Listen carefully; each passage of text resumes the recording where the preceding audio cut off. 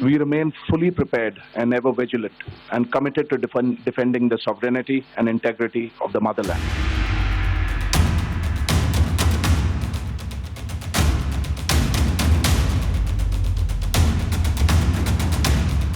পাকিস্তানের কাতর মিনতি মেনে আপাতত বহাল থাকছে যুদ্ধবিরতি। তবে দেশের সার্বভৌমত্ব রক্ষায় পুরোপুরি প্রস্তুত থাকছে ভারতীয় সেনা। দুই দেশের সংঘাতে পাকিস্তানের বড়সড় ক্ষয়ক্ষতি হয়েছে।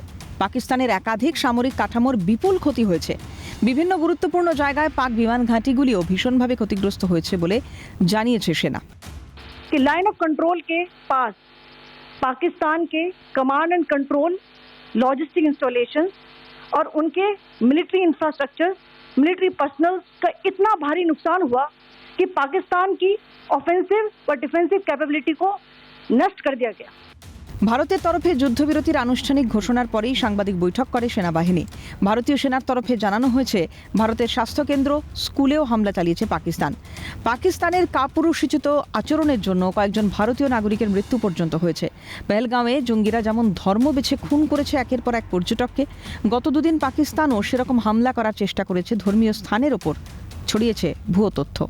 पहला, पाकिस्तान ने यह क्लेम किया कि उसने अपने JF-17 से हमारे S-400 व ब्रह्मोस मिसाइल बेस को नुकसान पहुंचाया, जो कि बिल्कुल गलत है।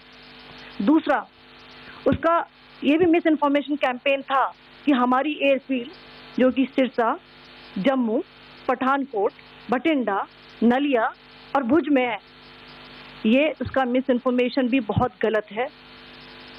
तीसरा, पाकिस्तान के मिस इन्फॉर्मेशन कैंपेन के मुताबिक हमारे एम्युनिशन डम्प जो चंडीगढ़ और बियास में है उसका डैमेज हुआ, यह भी बिल्कुल गलत है।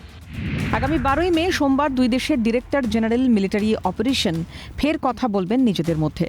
স্পষ্ট বৈঠকে উঠে আসবে প্রশ্নগুলি, ভারত হানা দিয়েছিল পাক মাটিতে থাকা জঙ্গি ঘাঁটিগুলির ওপর। ভারতের সেই অভিযানে কেন আঁতে ঘা লাগলো পাকিস্তানের? নিহত জঙ্গিদের কেন রাষ্ট্রীয় মর্যাদা দিল পাকিস্তান? ভারত পাকিস্তানের সামরিক ঘাঁটি, অসামরিক পরিকাঠামো, সাধারণ নাগরিকদের ওপর আক্রমণ না হানলেও পাকিস্তান কেন প্রথমেই নিশানা করেছিল ভারতীয় সেনা ও সাধারণ নাগরিকদের? ছবি সহ প্রমাণ দিয়ে তথ্য হিসেব পেশ করবে ভারত। কি জবাব দেবে পাকিস্তান? সেটাই এখন দেখার। দুদিনেই ক্লান্ত পাকিস্তান সংঘর্ষ বিরতির জন্য দ্বারস্থ হয়েছে বিশ্বমঞ্চে। গোটা বিষয়টা উপস্থাপিত হবে আন্তর্জাতিক স্তরেও। সেখানে জবাব দেওয়ার মতো মুখ থাকবে পাকিস্তানের? নিহত জঙ্গিদের কফিন পাকিস্তানের পতাকায় মুড়িয়ে ফেলা, জঙ্গির কবরে পাক সেনাকর্তাদের মাটি দেওয়ার ছবির সামনে দাঁড়িয়ে বিশ্বমঞ্চে কি অজুহাত খাড়া করবে পাকিস্তান? এসব তথ্য যে কথা বলবে তা স্পষ্ট। ভারতও যে জঙ্গি প্রশ্নে নিজের অবস্থান থেকে এক চুলো সরবে না তাও স্পষ্ট। সংঘর্ষ বিরতির সময়কালও বেশ গুরুত্বপূর্ণ হয়ে উঠছে ভারত পাক আবহে। যুদ্ধের অস্ত্র নিক্ষেপ না করেও কূটনীতির এই পথে ভারত চাইবে জঙ্গি মদদ থেকে পাকিস্তানকে যেন তেন প্রকারেণ বিরত করতে।